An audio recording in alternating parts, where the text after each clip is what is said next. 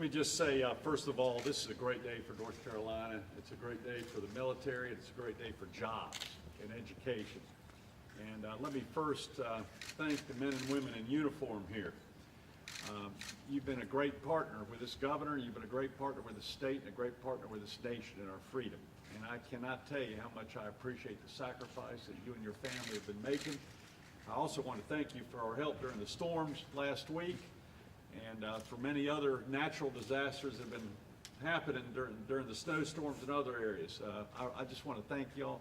Let's give them a round of applause.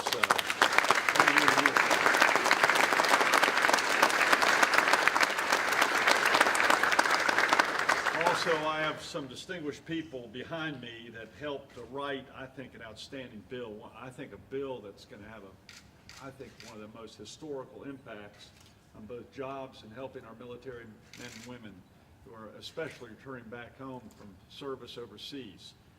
And I'd like to first recognize our great Major General, Adjutant General Greg Lusk. Greg, great having you here. You're around here somewhere. I'm right behind you. Oh, great. I got your back. I got your back. I'd like to thank you and your team also for your help last week during the storms down at the coast. I'd like to thank Major General Cornell Wilson, who's my military advisor. Cornell, great having you here. Ilario Pantano, you're not a general, but you served. Hoorah, sir. And you served in Iraq, and we appreciate your service. And he's working with military Veterans Affairs in charge of that whole effort. And Ilario, it's great to have you on our team. And I'll tell you, we have some great senators who just did an outstanding job on this bill and led the effort to get this thing passed. North Carolina Senator Ron Rabin, North Carolina Senator Wesley Meredith, North Carolina Senator Lewis Pate, North Carolina Senator Ben Clark, and North Carolina Senator Warren Daniel. Y'all need to give them a round of applause.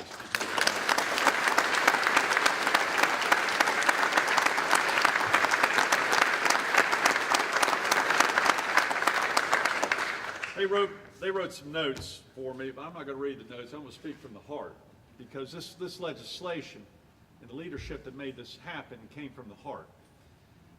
I told a group of people here not too long ago, when I spoke to many of you in the auditorium right around the corner, that I had a terrible experience in high school in which my cousin Paul came back from Vietnam and he was not given the warm welcome that he deserved.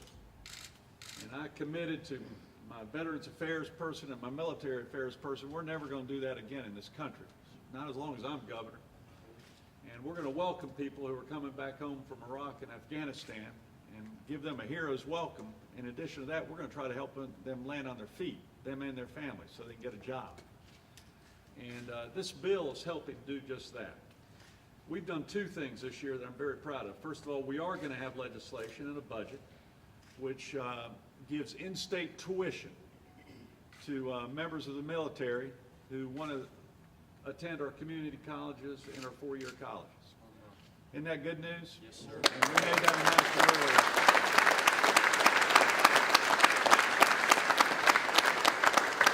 earlier. They deserve it. They deserve it. And we recognize that a lot of members of the military who may live on military bases throughout North Carolina, they might be they might be residents of South Carolina or Florida or Colorado or Texas. But when they come home, we want them to stay in North Carolina. We want them to be able to get the education they deserve. And that legislation, I guarantee you, that will be a part of our budget, right, Senators? We'll have that. That's one area there's no problems with negotiations. But the second thing is this, and this is where these senators have done such an outstanding job, and that is this, is that there's a lot of skills that each of you have attained that, frankly, you can't just learn in a textbook. And you've actually learned more than often you learn in school. It's kind of on-the-job training. And sometimes it's on-the-job training even under fire. And this is from being able to repair something, to driving a major truck, to working on computers, you name it. The skills that our military men and women are learning in the field is second to none. And there is absolutely no reason for when they come back and they've already attained those skills that they have to go get recertified through some technicality to earn their credit.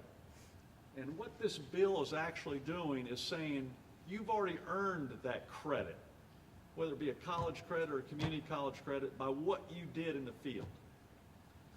And you don't then have to spend more money and take more time to prove that you already can do what you've already proved you've done.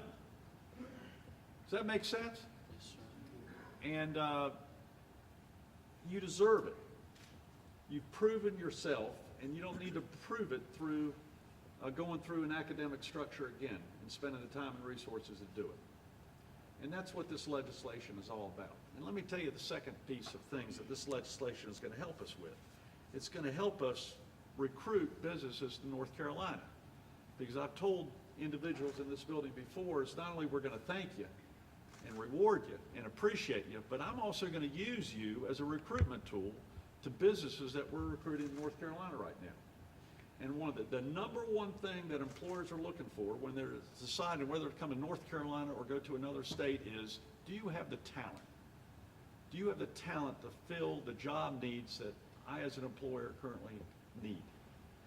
And what this does is allow us to show the employers of North Carolina and employers that are considering North Carolina that we have military veterans and we have military personnel that are coming home that already have the talent. You don't even have to wait for them to go to school or go to a class to learn it. They've got it right now. And that's going to give North Carolina a recruiting edge as we cut through the bureaucratic educational red tape, because you already have that talent. And this new law will help us convert military training into commercial driver's license for truck drivers, which we're already doing. It's going to help us with information technology specialist certification. It's going to help us with ASE certification for vehicle mechanics. And also, we soon expect to announce certification or college credit programs for military-trained law enforcement officers and paramedics. Doesn't that make sense? You've gotten that skill in the field and overseas, and this instructs the UNC and North Carolina community college systems, as well as the state licensing boards, to work with the military to develop programs to fill any knowledge or skills gaps between military occupational training and civilian license requirements. Because employers are looking for that license at this point in time. And we ought to make it as easy as we can to get you that license, since you've already got the skill. And that's what we're attempting to do through this legislation. So what's a better way to thank the military, their family, or their spouse for service to their country than to provide them an economic opportunity to get a job? And that's what we want to do for every one of you. I think this is legislation which is at the forefront of all other states, the United States of America. North Carolina is leading the way. We have legislators who are leading the way, and I have a military team that is leading the way. So I'm very honored to sign this legislation, and I want to thank every one of you for your leadership in this effort. So with that, I'm honored to sign, I think, a very historical piece of legislation that benefits the military, benefits their families, and benefits job creators right here in North Carolina. And God bless each one of you, and God bless each one of you. Thank you, Governor.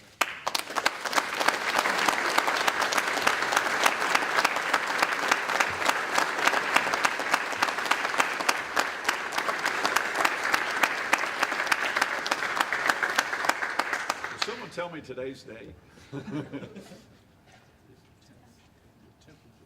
10th of July.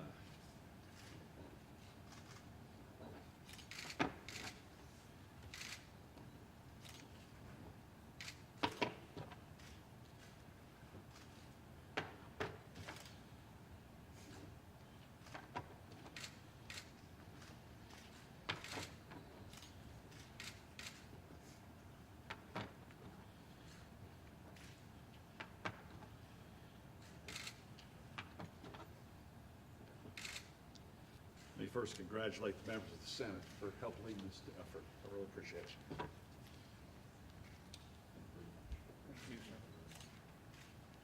Oh, I'm going to get you next. Louis,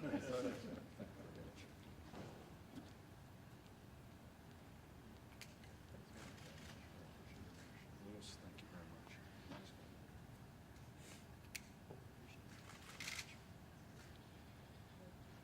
also thank Cornell. Appreciate your leadership. Very outstanding job. Thank you very much.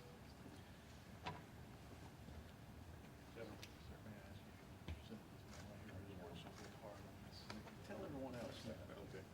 Well, Chief Comer here has been absolutely instrumental, and I think he's been an invaluable part of this entire study that was taken on by the Committee of our General Assembly, looking into this effort. He has put a lot of road miles going to an awful lot of community colleges and visiting with a lot of employers, been absolutely the spearhead of our education and employment center. So I just thought it was only fitting that he would receive this recognition from the Governor's Circus. He's been the stalwart. Y'all give him a round of applause.